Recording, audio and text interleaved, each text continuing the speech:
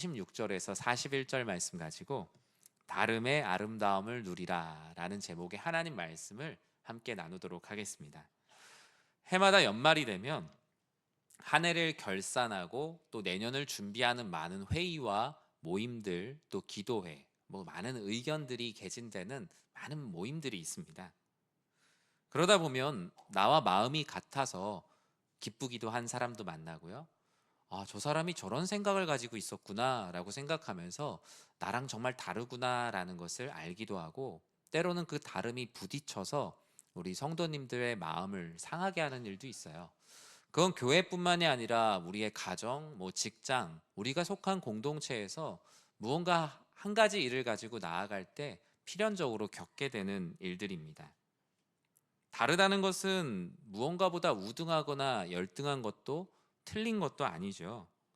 그런데 우리는 다르다는 이유로 상대를 열등한 존재로 여기거나 나와 다른 것을 참지 못하고 무시해버리는 경향들이 우리들 안에 작게 작게 있더라고요.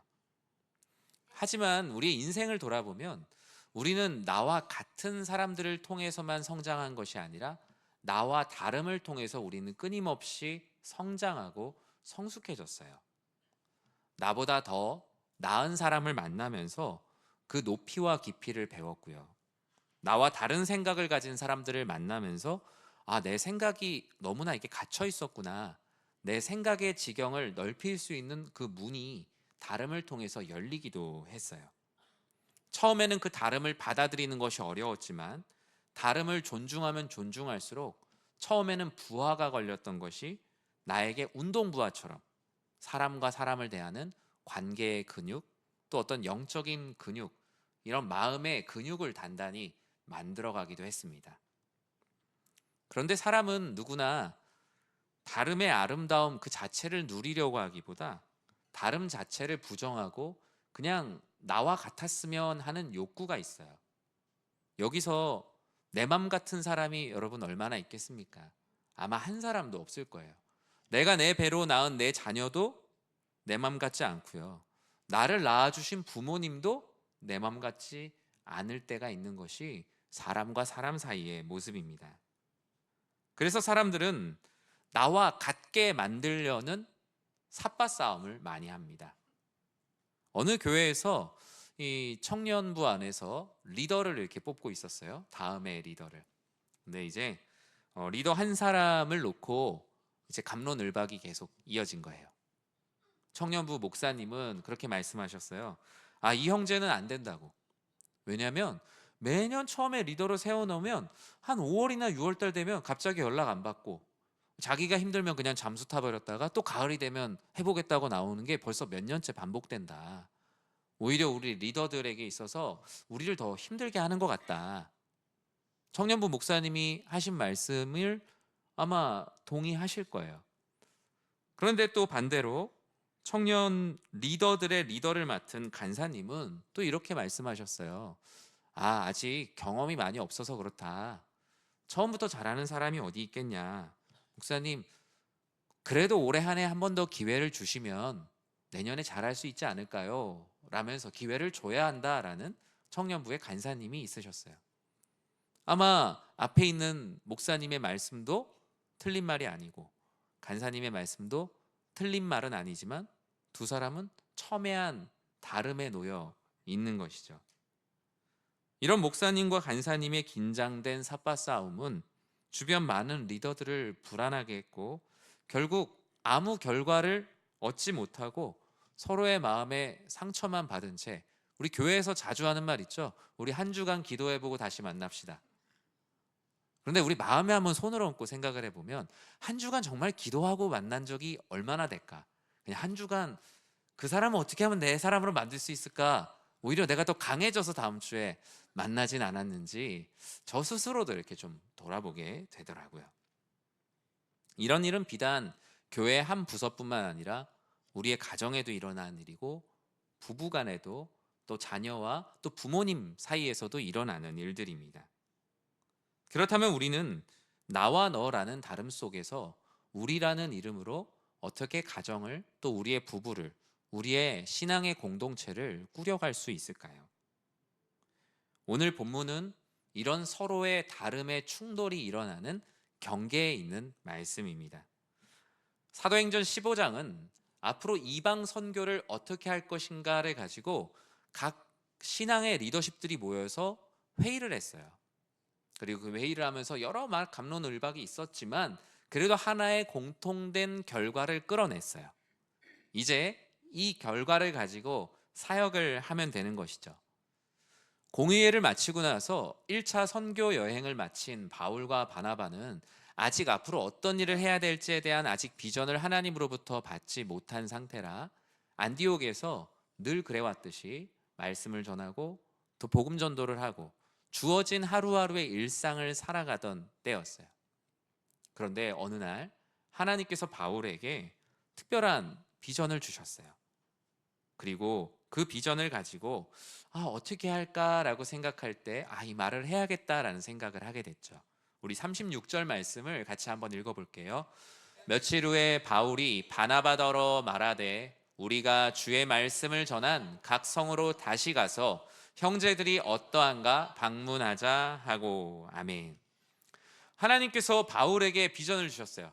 그 비전은 무엇이었냐면 1차 선교 여행 때 갔던 지역에 다시 가서 그 형제들과 교회들을 돌보고 필요한 영적인 것들을 채우라는 하나님의 비전이었죠. 우리 금요일하고 토요일 날 우리 6월 달에 안동 국내 선교 갔던 팀들이 금요일 토요일 1박 2일로 또 안동을 다녀왔었어요. 어제 그저께랑 어제. 어쩌면 짧은 1박 2일의 시간이었지만 하나님께서 국내 단기 선교팀에 그런 마음을 주신 것, 마치 하나님께서 바울에게 주신 마음과 같겠죠. 복음을 전했던 그곳을 다시 찾아가서 돌보라는 말씀처럼 가서 어르신들에게 복음을 전하고 또 성탄을 준비할 수 있는 많은 교회의 준비들을 잘 마치고 돌아왔어요. 바울의 이러한 비전에 바나바는 동역할 수밖에 없고 마음이 기뻤죠. 또 이런 비전을 주시는구나. 우리가 또 새로운 일들을 시작해야겠다. 서로 하나님의 비전 안에 큰 일들을 공유했지만 그들이 첨예하게 다른 입장이라는 것을 발견하게 됐어요. 먼저 바나바의 입장이 37절에 다음과 같이 기록되어 있어요. 같이 한번 읽어볼까요? 바나바는 마가라 하는 요한도 데리고 가고자 하나. 바나바의 입장을 한 단어로 얘기하자면 포용이었어요. 포용. 포용이라고 하면 우리 되게 긍정적인 이미지가 있잖아요. 바나바의 입장은 어찌됐든 포용의 이미지예요. 바나바는 마가를 2차 전도 여행 때 같이 데려가자라고 바울에게 말했어요. 근데 이 일로 인해 바나바와 바울이 충돌하기 시작했어요. 왜 충돌을 할까? 이 마가는 바나바의 조카거든요. 1차 선교 여행 때 바울 바나바와 선교 여행을 동시에 같이 출발했는데 그만하면 2차 선교 여행 때 같이 갈 수 있는 거 아닐까? 무언가 문제가 생겼던 것 같아요. 사도행전 13장 13절에는 1차 선교 여행 때 있었던 한 이야기를 이렇게 말하고 있어요. 바울과 및 동행하는 사람들이 바보에서 배를 타고 밤빌리아에 있는 버가에 이르니 요한은 마가죠.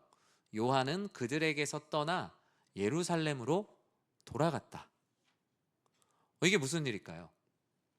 선교 여행 중에 집에 간 거예요.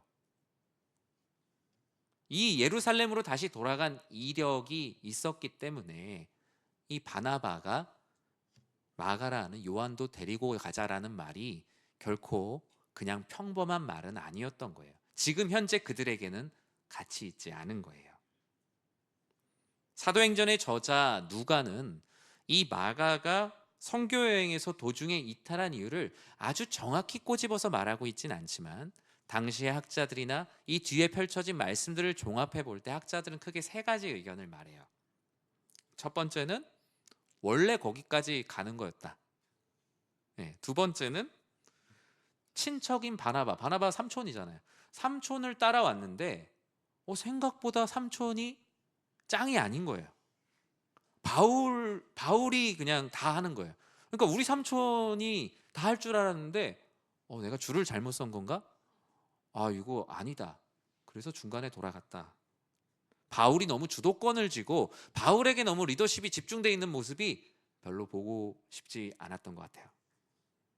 세 번째는 가장 많은 일반적인 이제 학자들의 의견인데, 집에 가고 싶었다는 거예요. 여러분도 어떤 되게 고생하고 있다 보면 생각나는 거 있죠? 집에 가서 추울 땐 따뜻한 이불 속에 있고 싶다. 군대에 가니까 갑자기 집에 가고 싶다는 생각을 되게 많이 했어요. 부모님이 보고 싶다. 이 마가도 그런 거예요. 1차 선교 여행이 이름을 여행이라고 했지만 이 여행보다는 좀 훈련에 가깝지 않나요? 거의 생존 훈련에 가까울 정도로 죽었다가 살아나는 일들도 있었어요. 돌에 맞고 힘들었던 시간들.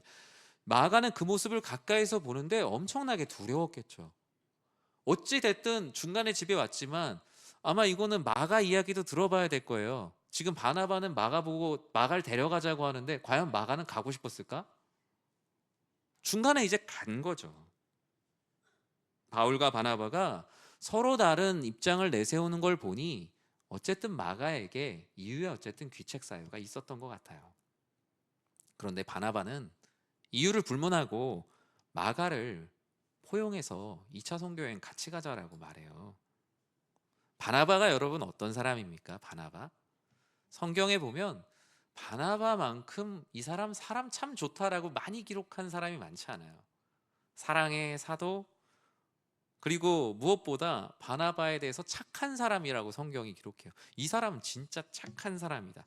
위로의 사도다. 권면의 사도다. 사도행전 초반부에 보면 자신들의 공동체를 너무나 사랑해서 내가 가진 것을 모두 다 팔아서 내어놓을 정도의 사랑의 사도였단 말이에요. 바나바는 하나님의 일을 하되 하나님의 사람들 간의 관계를 중요하게 생각하며 포용하는 리더십을 가지고 있었어요. 그런데 이런 바나바와는 달리 바울은 어떤 입장을 가지고 있었습니까? 38절에 보면 이렇게 말해요. 바울이 밤빌리아에서 자기들을 떠나 함께 일하러 가지 아니한 자를 데리고 가는 것이 옳지 않다 하여. 바울의 입장은 강경합니다. 배제한다는 거예요. 제가 좋아하는 신학자인 예일대학교의 미로슬라프 볼프 교수님이 쓴 책 중에 배제와 포용이라는 책이 있어요. 근데 이 책에서 초반부에 이제 서술하는 게 어떤 한 공동체를 지키기 위해서는 배제라는 방법과 포용이라는 방법이 있다는 거예요. 우리 교회라는 공동체를 지키기 위해서 때로는 배제의 방법도 필요해요. 어떨 때 필요하죠? 교회 안에 예를 들어 이단이 들어와서 막 난리를 치고 있어요. 그런데 아유 사랑해야죠. 구역장도 세워드리고 다 해드려야죠. 과연 그게 사랑일까? 교회 공동체를 지키기 위해선 때로는 배제해야 되는 때도 있습니다. 반대로 포용해야 될 때가 있죠. 그 사람이 현재 상황이나 능력은 부족하지만 앞으로 그 일을 잘할 것이라는 그 마음으로 품고 같이 가는 것. 그것은 포용을 통해서 교회의 교회다움을 지키는 방법입니다. 그런데 바울은 바나바에게 이렇게 얘기를 하죠. 아니 바나바 당신도 밤빌리아에서의 일 알고 있지 않습니까? 마가는 내가 봤을 땐 아직 전도에 대한 소명의식이 아직 좀 부족한 것 같습니다. 우리는 목숨을 내놓고 지금 주의 일을 전하고 있는데 마가는 아직 그런 담대함이 없는 것 같습니다. 그냥 교회 현장에서 같이 하면 하겠는데 현장에 데리고 다니기에는 아직 좀 미숙한 부분이 있어서 우리 교회 안에서 좀 더 훈련받고 다음에 같이 가는 게 어떨까? 바울이 이 정도도 얘기할 수 있잖아요. 바울의 입장에서는 실패를 경험했는데 왜 확인된 실패를 또 한 번 다시 하려고 하느냐라고 생각을 해요. 바울은 최소한 이번만큼은 양보할 생각이 없었어요. 마가를 배제하는 것이 하나님의 비전을 이루는 일에 분명히 큰 도움이 된다라고 바울은 자신의 입장을 굽히지 않았습니다. 그런 이런 다름의 충돌로 인한 갈등, 서로 조금도 양보하지 않으려는 이 바울과 바나바의 결국은 어떻게 되죠? 39절에 보면 이렇게 말합니다. 서로 심히 다투어 피차 갈라서니. 바나바는 결국 마가를 데려갔네요. 마가를 데리고 배를 타고 구브로로 갔다. 오늘 우리가 읽은 말씀을 그냥 그대로 끝낸다면 바울과 바나바 서로가 자신들의 입장을 서로 협의하지 못하고 모든 협상이 결렬된 걸로 끝납니다. 2차 선교 여행이라는 하나님의 비전에는 동의했지만 마가를 동행하는 문제로 그들의 동행은 여기서 막을 내립니다. 사실 이 다툼은 감정적인 요소가 컸고 서로 양보받기를 바라는 마음, 너가 내가 되었으면 좋겠다라는 그 마음은 결코 하나가 되지 못합니다. 결국 바나바는 구브로로 가고 바울은 실라라는 동역자를 하나님께서 만나게 하셔서 수리아와 길리기아로 떠납니다. 보통 이 말씀을 이렇게 설교 이렇게 하는 것들을 이렇게 보면 싸우지 마세요. 뭐 이런 설교를 이 본문을 통해서 많이 하는데 사실 이 본문은 싸우지 말라는 얘기가 아닙니다. 이 본문의 핵심은 우리의 갈등 속에서도 하나님은 어떻게 일하시는가? 우리의 연약함 속에서도 하나님은 어떻게 하나님의 일들을 하시는가를 볼 수 있는 말씀이죠. 다름의 충돌로 인해 갈등은 매우 커졌는데 하나님은 이 갈등, 이 다름 속에서도 하나님의 섭리의 아름다움을 숨겨 놓으셨고 어떻게 하는 것이 우리의 최선인지를 말하고 있거든요. 우리가 다름 속에서 하나님이 일하시는 그 하나님의 섭리의 아름다움을 누리려면 우리는 다름은 필연적이라는 것을 인정해야 합니다. 우리는 서로의 다름을 쉽게 인정할 수 없는 죄인임을 인정해야 돼요. 내 인격을 높이 보지 않으며 다른 사람과의 다름을 내가 다 포용할 수 없는 존재라는 것을 하나님께 인정해야 합니다. 내가 맞다고 생각하는 내가 주인된 자리에서 쉽게 내려오지 못하기 때문에 사람과 사람이 만나는 모든 곳에는 다름의 충돌로 인한 갈등은 필연적으로 발생을 해요.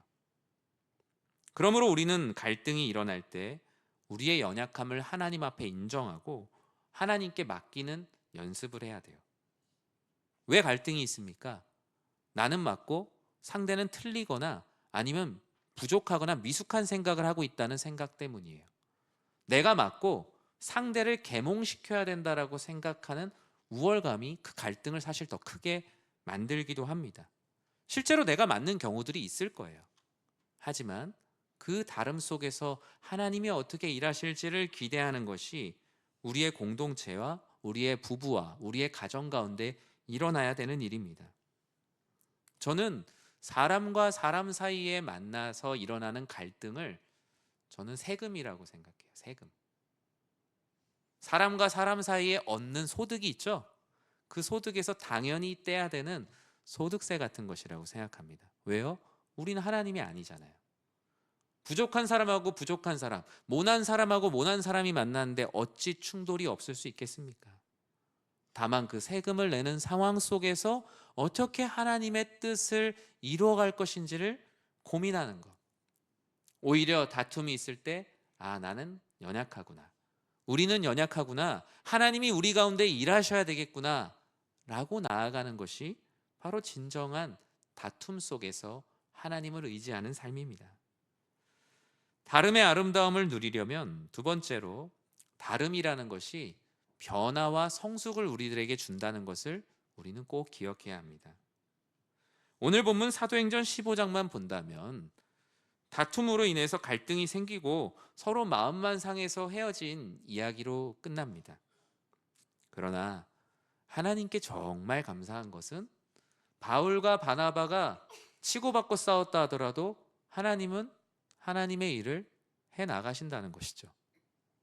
이것이 우리들에게 얼마나 큰 은혜인지 모릅니다. 교회도 교회 안에 갈등과 다툼이 왜 없겠습니까? 그런데 놀라운 것은 우리 교회가 지금도 있다는 거예요. 여러 갈등과 어려움들이 있었죠. 근데 하나님은 우리의 연약함과 갈등과 다툼 사이에 그냥 둔 것이 아니라 하나님은 여전히 인간의 연약함 속에서 하나님의 일들을 계속 해나가신다는 겁니다. 그리고 앞으로 우리 공동체도 우리 가정도 우리 부부도 우리의 자녀와 우리 부모님과 우리는 끊임없이 갈등할 거예요. 사람과 사람이 만나는 사이에 세금처럼 존재하는 게 갈등이기 때문이에요.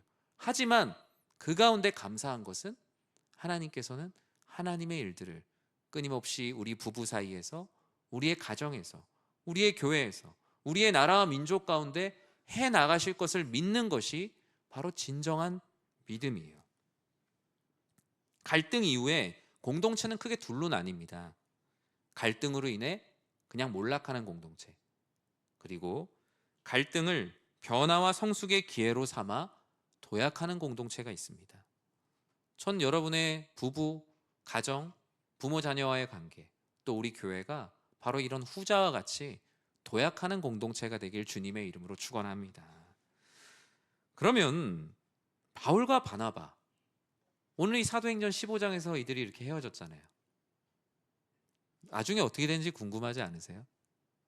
바울의 인생의 마지막에 바울이 마가를 어떻게 기억하고 있는지를 한 조각 디모데후서 4장에 보면 이렇게 쓰여져 있어요. 10절과 11절 말씀을 읽어볼게요. 데마는 이 세상을 사랑하여 나를 버리고 데살로니가로 갔고, 그레스게는 갈라디아로, 디도는 달마디아로 갔고, 누가만 나와 함께 있느니라. 내가 올 때에 마가를 데리고 오라. 그가 나의 일에 유익하니라. 아멘.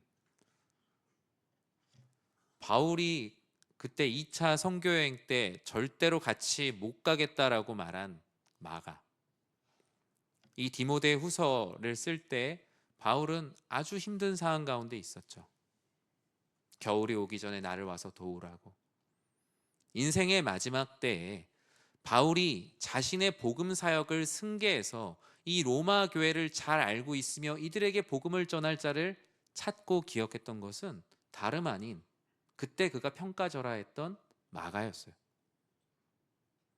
그때는 갈등으로 인해 헤어졌지만 마가는 바나바와 함께 사역을 하며 놀랍게 성장합니다.